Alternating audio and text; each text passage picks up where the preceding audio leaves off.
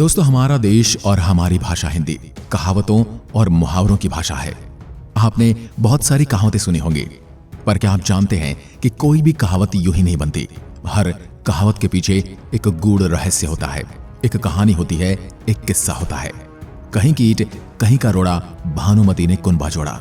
इस कहावत का अर्थ क्या आप जानते हैं? ये किस परिप्रेक्ष्य में कहा गया था और इसके पीछे की भानुमति कौन है? ये कहावत तो आपने जरूर ही सुनी होगी। अगर सुनी है तो इस कहावत का अर्थ क्या है और इस कहावत में प्रयोग किया जाने वाला भानुमति शब्द किसका है? ये किसी का नाम है या फिर ऐसे ही कह दिया गया है?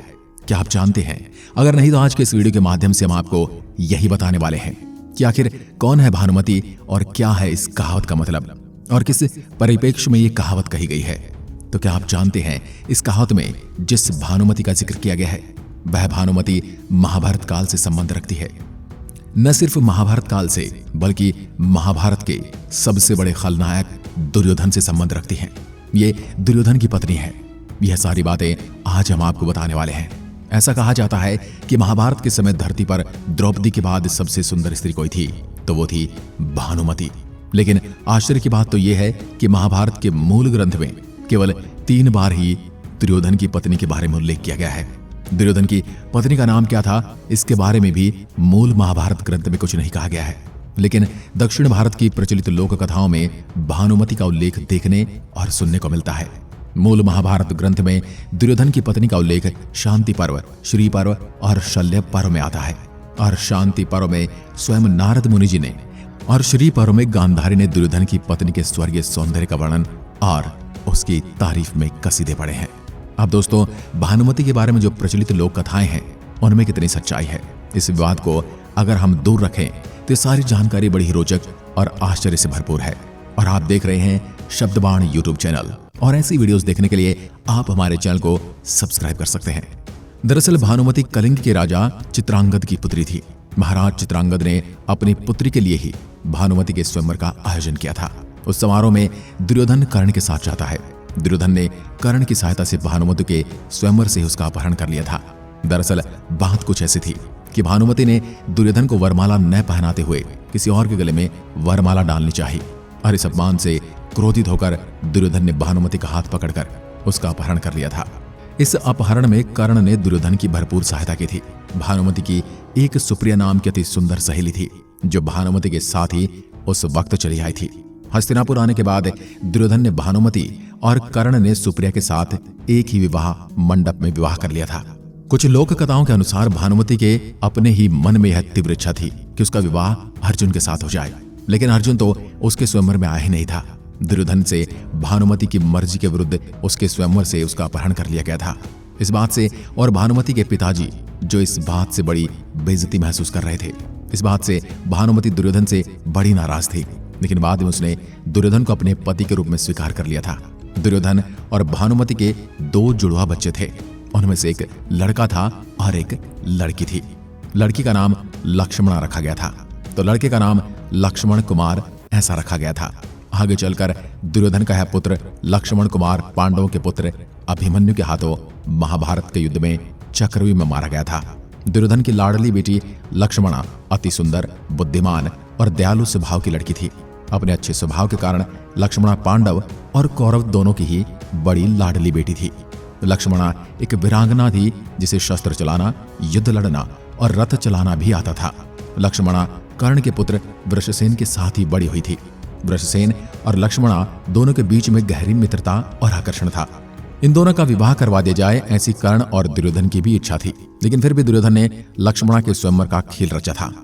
उस वक्त में किसी सम्राट ने अपनी लड़की को खुद का पति चुनने के लिए स्वतंत्र और पर्याप्त पर्याय दिए थे। इस बात की बड़ी प्रतिष्ठा हुआ करती थी। दुर्योधन ने रचे लक्ष्मणा के स्वयंवर में लगभग ये बात तो तय थी कि लक्ष्मणा वरमाला अंततः कर्ण के पुत्र वृषसेन के ही गले में डालकर उसे अपने पति के रूप में चुनने वाली थी। लेकिन भाग्य का खेल तो निराला ही था। लक्ष्मणा के स्वयंवर में जो निमंत्रित अन्य राजकुमार थे उनमें से एक थे भगवान श्री कृष्ण और जामवंती के पुत्र सांब। कृष्ण का पुत्र सांब बड़ा ही नटखट था। वह बिल्कुल अपने पिताजी पर गया हुआ था। जब उसने अपने सामने लक्ष्मणा को देखा तो लक्ष्मणा की सुंदरता देखकर वह मोहित हो गया। स्वयंवर में लक्ष्मणा अपनी वरमाला कर्ण के पुत्र वृषसेन के गले में ही डालने वाली थी। कि इस बात का सांब को भली भांति पता था, लेकिन फिर भी उसने दुस्साहस कर लक्ष्मणा का अपहरण करने की कोशिश की। तब सांब को रोकने के लिए कर्ण का पुत्र वृषसेन आगे आया, लेकिन सांब ने उसे बड़ी आसानी से हरा दिया। राजकुमारी लक्ष्मणा का अपहरण कर कृष्ण पुत्र सांब वहां से स्वयंवर स्थल से भाग जाने में तो कामयाब रहा, लेकिन फिर कुरुवंश की इज्जत बचाने के लिए पितामह भीष्म और द्रोणाचार्य ने इन दोनों से उसका सेना के साथ जोरदार पीछा किया। सांब को कुरु की सेना ने घेर लिया और उसे लड़कर भीष्म और द्रोणाचार्य ने हरा दिया और बंदी बना लिया। सांब के कब्जे से लक्ष्मणा को छुड़ा लिया गया। फिर बाद में बंदी बनाए गए सांब को लाकर हस्तिनापुर के कारागृह में बंद कर दिया गया। लेकिन फिर भी इस हादसे के कारण दुर्योधन को जो बेइज्जती होनी थी वह तो अब हो चुकी थी। तब भानुमति ने दुर्योधन का उपहास उड़ाते हुए उससे कहा था, जैसी करनी वैसी भरनी। तुमने मेरी इच्छा के विरुद्ध मेरा अपहरण मेरे स्वयंवर से किया था, जिसकी वजह से मेरे पिताजी की बड़ी बेइज्जती हुई थी। अब देखो भगवान का न्याय देखो, तुम्हारी लाडली बेटी का भी उसी के स्वयंवर से उसी की मर्जी के विरुद्ध अपहरण कर लिया गया है और तुम्हारी भी पूरी दुनिया में बड़ी बेइज्जती हो रही है। लक्ष्मणा तो हस्तिनापुर वापस आ गई थी, लेकिन उस वक्त पर कर्ण के पुत्र वृषसेन ने भी लक्ष्मणा से विवाह करने से मना कर दिया था, क्योंकि सांब ने उसे लक्ष्मणा के सामने ही पराजित किया था, जिसकी वजह से वृषसेन बड़ा ही लज्जित हो गया था। तब भानुमति ने दुर्योधन को समझाने की कोशिश की थी कि समझदारी इसी बात में है कि तुम सांब को बड़े सम्मानपूर्वक कारागृह से मुक्त कर दो और बड़े ठाठ बाट के साथ उसका लक्ष्मणा के साथ विवाह करवा दो। कुरुवंश की हो रही बदनामी रुकने का अब यही एकमात्र उपाय है। वैसे दोस्तों, कृष्ण का पुत्र सांब दिखने में और पराक्रम में भी कर्ण के पुत्र वृषसेन से कई गुना ज्यादा बेहतर था, और सांब के प्रति लगाव होने का एक और कारण भानुमति के पास था। स्वयं भानुमति को भगवान कृष्ण के प्रति बड़ा लगाव था, वो उनकी भक्त थी। भानुमति श्री कृष्ण की मूर्ति बनाकर उसकी पूजा किया करती थी, तो फिर श्री कृष्ण जैसा संबंधी उसे मिलेगा, इस वजह से वह बड़ी प्रसन्न थी। उसका पति दुर्योधन कृष्ण को अपना सबसे बड़ा शत्रु मानता था। वह अपनी जिद पर अड़ा हुआ था। पांडवों का सबसे बड़ा सहारा रहे कृष्ण को अपना संबंधी बनाने के ख्याल से भी वह सिहर उठता था। अपनी जिद पर अड़े दुर्योधन ने लक्ष्मणा का फिर से स्वयंवर रचा, लेकिन अब तो यह यादवों की भी प्रतिष्ठा का प्रश्न बन गया था। यादवों की चारों तरफ दहशत खूब थी और उनका राजकुमार अब दुर्योधन की कैद में था। यादवों की दहशत से लक्ष्मण के दूसरे स्वयंवर में कोई भी राजकुमार नहीं आया, और इस वक्त तक कर्ण का पुत्र वृषसेन भी पीछे हट गया था। और उसी वक्त अपने भतीजे को कैदी बनाया, इस बात से गुस्साए हुए बलराम जी अपनी गदा लेकर दुर्योधन के महल में घुसाए थे। जब सांब के चाचा बलराम, जो दुर्योधन के गुरु भी थे, वह महल में आने लगे तो उन्हें रोकने की किसी द्वारपाल की हिम्मत तक नहीं हुई थी। जब गदा से बलराम ने दुर्योधन के महल में तोड़फोड़ करना आरंभ कर दिया, तब दुर्योधन की अकल ठिकाने आ गई और दुर्योधन अपनी पत्नी भानुमति की शरण में गया।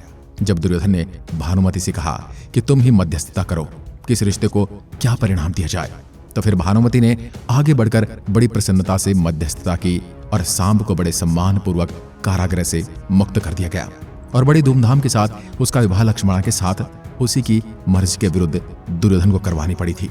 दोस्तों, जब दुर्योधन की मृत्यु हुई थी, तब विधवा हुई भानुमति ने दुर्योधन के चचेरे भाई अर्जुन के साथ पुनर्विवाह करने की इच्छा व्यक्त कर दी थी। उस जमाने में भी स्त्री को इतनी छूट थी, वो चाहे तो अपने पति के साथ सती हो सकती थी या फिर अपना दूसरा विवाह कर सकती थी, और उनकी आने वाली अगली पीढ़ी में संतानों की दुश्मनी भी कम हो जाए, पूरा कुनबा इकट्ठा रहे, कुनबे के आपस में झगड़े कम हो, यह इसके पीछे का मुख्य उद्देश्य था। तब अर्जुन ने भी भानुमति को अपनी 8वीं पत्नी के रूप में स्वीकार किया। दोस्तों, दुर्योधन की पत्नी भानुमति का पुनर्विवाह अर्जुन के साथ हुआ था। भानुमति ने कुनबा जोड़ा, यानी भानुमति ने ऐसे ही लोगों से रिश्ता जोड़ा था जिन लोगों से उसके पति दुर्योधन को बड़ा ही बैर था, जानी दुश्मनी थी। कहीं की ईंट कहीं का रोड़ा भानुमति ने अजीब सा रिश्ता जोड़ते हुए अपनी गत जीवन की पुरानी बातें अपने मन में तथा मन में दबी हुई पुरानी इच्छाएं, इस बातों का ख्याल रखा और कुनबे को जोड़ने के लिए ऐसी विचित्र रिश्तेदारी कर ली। तो उन लोगों को साथ देखकर इसे एक विचित्र गठबंधन कहा जाता है और फिर ये कहावत उस पर सही बैठती है। तो यह था कहीं की ईंट कहीं का रोड़ा, भानुमति ने कुनबा जोड़ा, इस कहावत का असली अर्थ, और यह था इस कहावत के पीछे का रहस्य। इसी के साथ आज की वीडियो को यहीं पर विराम देते हैं और आशा करते हैं आपको यह जानकारी पसंद आई होगी। यदि इस कहावत से जुड़ी आपके पास भी कोई कहानी है तो हमें कमेंट में लिखकर जरूर बताएं, हम उस पर भी विचार करेंगे और हो सका तो उस पर वीडियो भी बनाएंगे। धन्यवाद। जय हिंद, जय भारत।